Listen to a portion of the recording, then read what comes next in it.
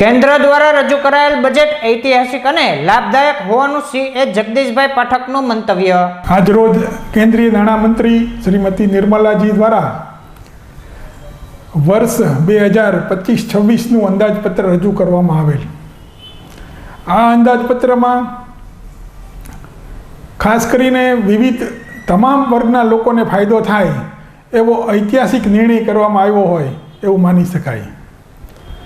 આપણે શૈક્ષણિક ક્ષેત્રની વાત કરીએ તો મેડિકલ, આઈઆઈટી અને એઆઈ ક્ષેત્રમાં વિકાસ થાય એના માટે થઈને ખાસ જોગવાઈ કરવામાં આવી છે.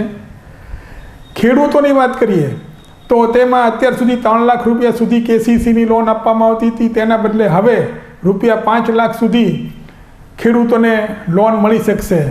આ પણ ખૂબ આવકારદાયક બાબત માની શકાય.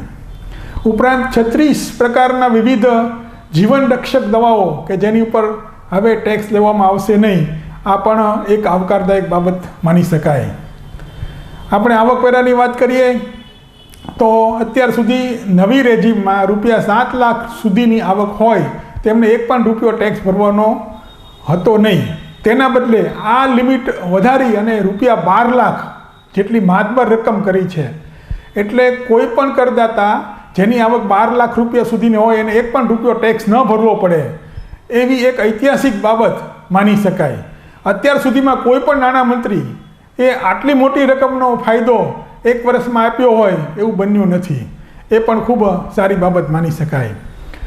ઉપરાંત પગારદાર કર્મચારી હોય એને 12 લાખ ઉપરાંત 75,000 રૂપિયા સ્ટાન્ડર્ડ ડિડક્શન પણ વધારાનું બાદ મળશે. એટલે પગારદાર કર્મચારીને 12 લાખ ને 75,000 સુધી બાદ મળશે. હવે ટેક્સ સ્લેબની વાત કરીએ તો 3 લાખ રૂપિયા સુધી કરમુક્તિ હતી, એના બદલે એ સ્લેબ પણ વધારી અને 4 લાખ રૂપિયા સુધીની સંપૂર્ણ કરમુક્તિ કરી છે. 4 લાખથી 8 લાખ સુધી 5%, 8 લાખથી 12 લાખ સુધી 10%, 12 લાખથી 16 લાખ સુધી 15%, 16 લાખથી 20 લાખ સુધી 20% અને 20 લાખથી 24 લાખ સુધી 25% અને 24 લાખ રૂપિયા ઉપર આવક હોય તો 30%.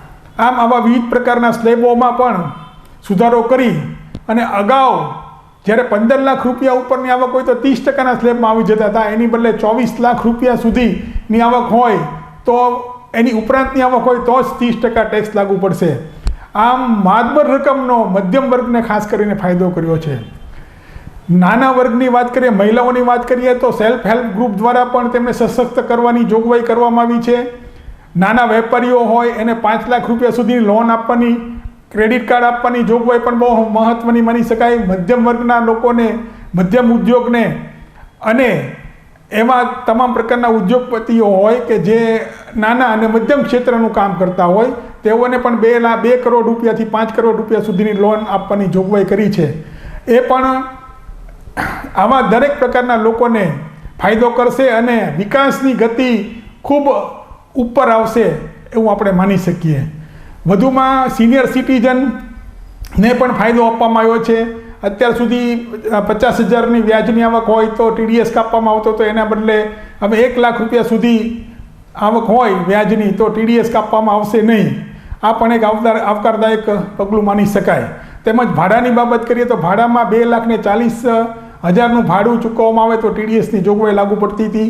એના બદલે હવે 6 લાખ રૂપિયા સુધીની આવક હોય તો ટીડીએસ ભાડું ચૂકવવાનું થતું હોય તો ટીડીએસ લાગુ પડશે નહીં. આમ આ દરેક બાબતોને વિચાર કરીએ તો આ બજેટ ગરીબ, મધ્યમ વર્ગ, મહિલાઓ, ખેડૂતો તેમજ નાના ઉદ્યોગકારો, મધ્યમ પ્રકારના ઉદ્યોગકારો અને તમામ વર્ગને ખૂબ જ ફાયદાકારક છે અને ઐતિહાસિક બજેટ માની શકાય.